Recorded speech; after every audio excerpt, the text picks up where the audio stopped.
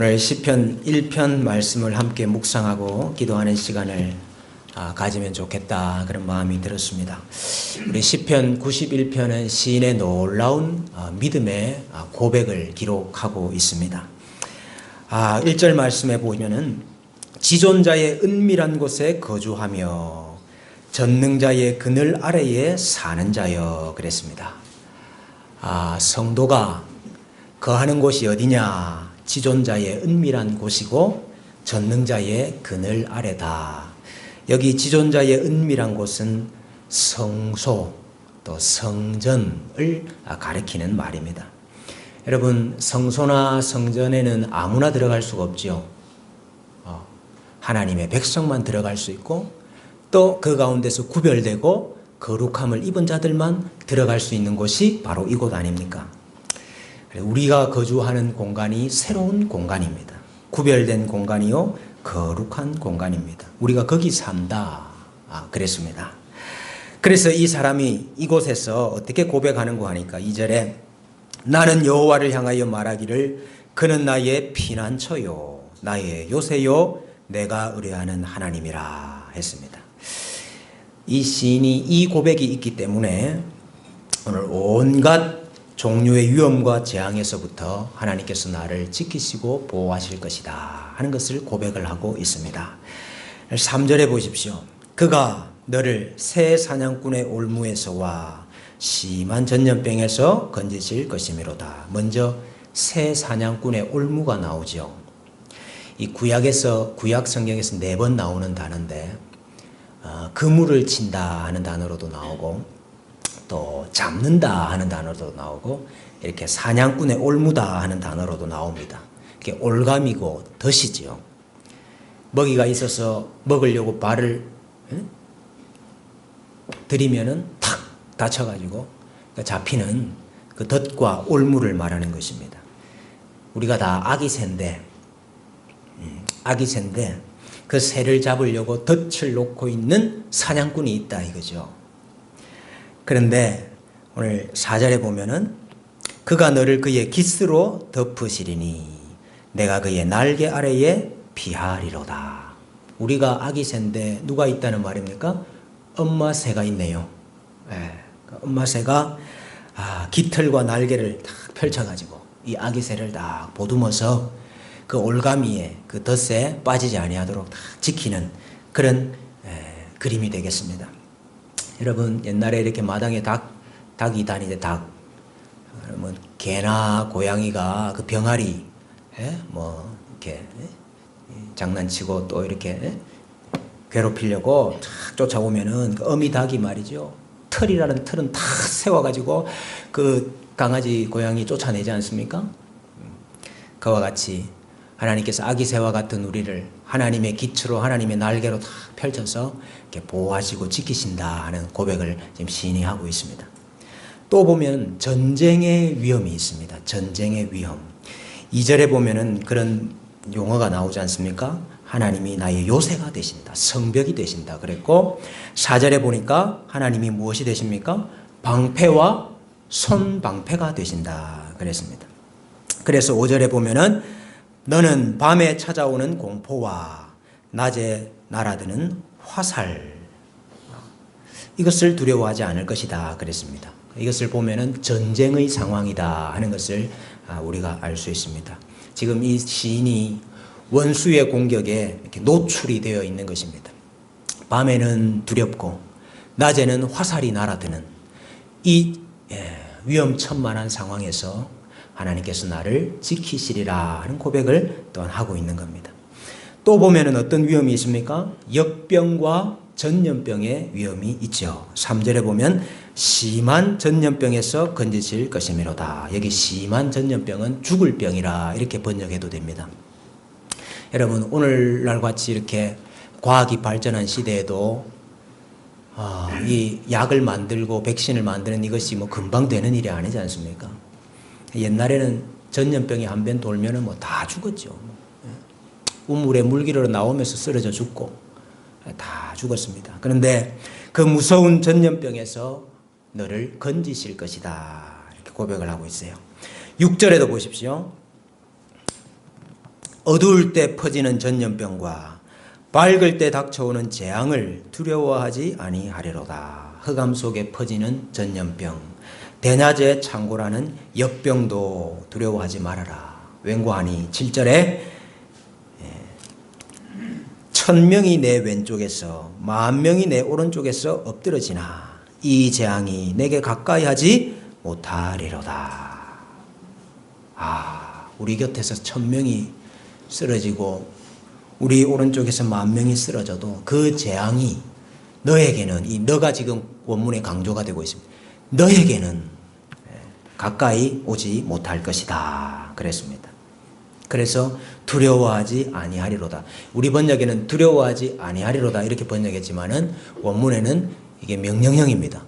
2인칭 명령형. 그래서 너는 무서워하지 말아라 이렇게 되어 있습니다. 심한 전염병이 돌아서 1000명이 쓰러지고 10,000명이 쓰러진다 할지라도 너는 두려워하지 말아라. 왜 그렇습니까? 너의 있는 곳이 어디기 때문입니까? 너의 있는 곳이 전능자의 그늘이고 지존자의 은밀한 곳이고 하나님이 함께 하시는 그곳에 계시기 때문에 하나님이 너를 지키시리라 하는 고백입니다.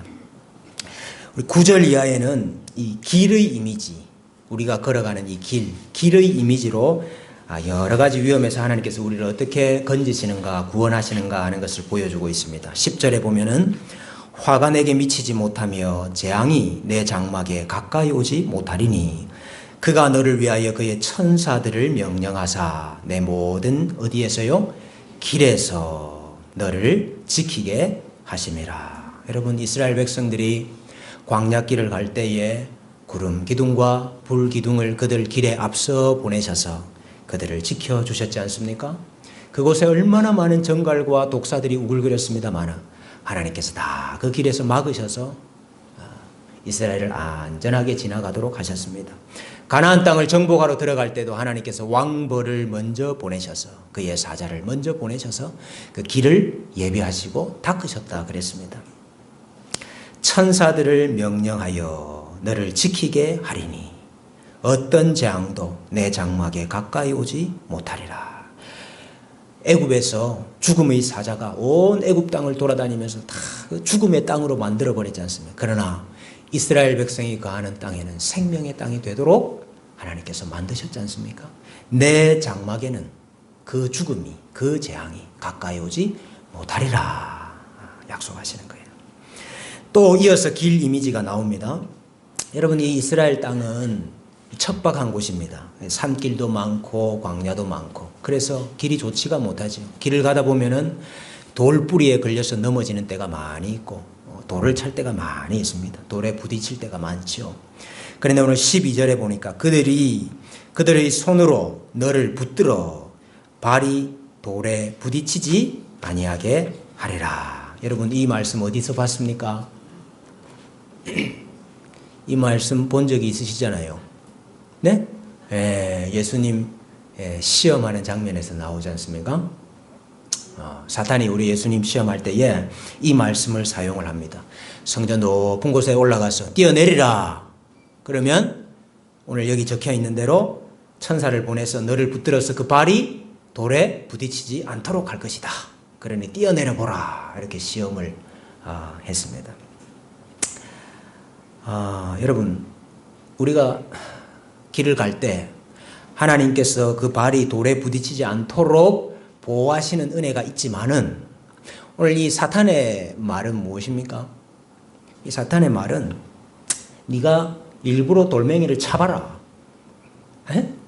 돌멩이를 차봐라. 그러면 하나님이 너 발이 돌에 부딪히지 않도록 하셨으니까 뭐 돌멩이가 날아가 버린다든지 이렇게 해서 다치지 않도록 해줄 것이다. 이렇게 이야기를 하는 거죠. 이것은 믿음이 아니고 이건 뭡니까? 하나님을 시험하는 거죠. 하나님을 시험하는 거죠.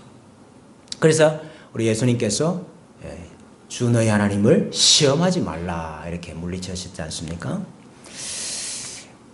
어떤 교회가 예배당 건축을 하면서 높은 첨탑을 올리고 거기 이제 십자가를 이렇게 달면서 피레침을 달지 말자. 그랬답니다. 그 웬관이 어떻게 교회가 벼락을 맞을 수 있겠냐?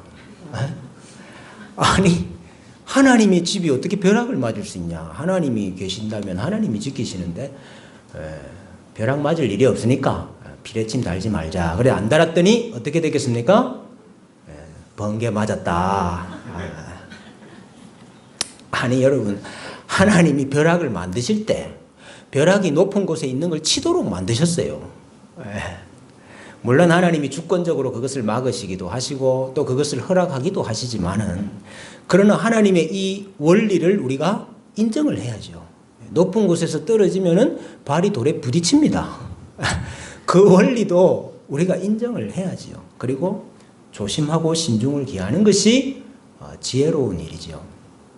하나님께서 모든 전염병에서 우리를 건져주시겠다 그러고 이랬으니까 우리가 전염병 걸린 사람 옆에 가서 막 비비면서 하나님이 나를 이 전염병에서 지켜주시려 이렇게 하는 것은 믿음이 아니고 뭡니까? 시험이라는 게 하나님을 시험하는 거죠. 그것은. 그래서 우리가 주의하고 조심하고 예방하는 것도 필요하다. 아이고 제가 오늘 얼마나 전화를 많이 했는지 저는 전화 잘 안 하는데 아이고 저는 학교 쪽에서도 전화가 많이 왔습니다. 지금 이제 이렇게 난리를 치다 보니까 우리 교회도 이 학교의 건물을 빌려서 이렇게 지금 예배를 드리고 있지 않습니까? 그래서 교육 당국과 또 학교 측에서 여러 가지 이렇게 고민이 많고 또 여러 가지 대책이 많은 것 같습니다. 그래서 제가 오늘 오후에 우리 목사님들 통해서 이 학교에서 예배 드리는 교회들, 다른 교회들 어떤가 한번 이렇게 쭉 이렇게 살펴도 보고 알아도 봤습니다. 다 비슷합니다. 지금 상황이. 그래서 논의하고 있고 협의하고 있고 어떻게 할 것인지 이렇게 고민이 많이 있습니다. 하나님께서 또 우리에게 지혜도 주시고 해서 대응책도 잘 만들어내고 또 예방도 해야 되겠습니다. 그러나 여러분 우리가 가지고 있는 믿음이 뭡니까? 우리의 믿음은 이 모든 재앙과 환난과 재해가 하나님의 통제 안에 있다. 하나님의 손 안에 있다. 하나님의 통치 안에 있다 하는 것은 분명한 우리의 믿음인 것입니다.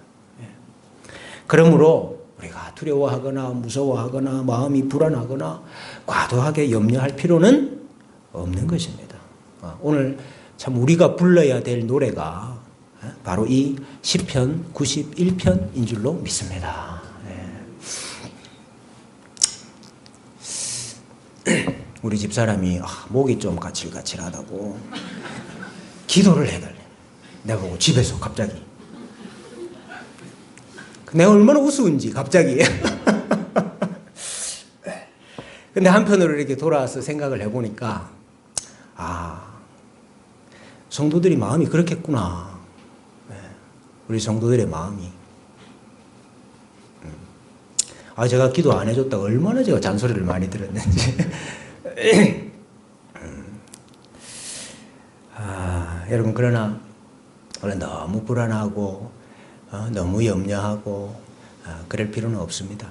없지만은 우리가 믿음으로 오늘 이 시인의 노래를 불러야 될 줄로 믿습니다. 1000명이 내 왼쪽에서 10,000명이 내 오른쪽에서 쓰러질지라도 이 재앙이 내게 가까이 하지 못하리라. 이 말씀 믿기를 축원합니다. 여러분 또 보면은 길에 무엇이 있습니까? 위험한 짐승들이 있다.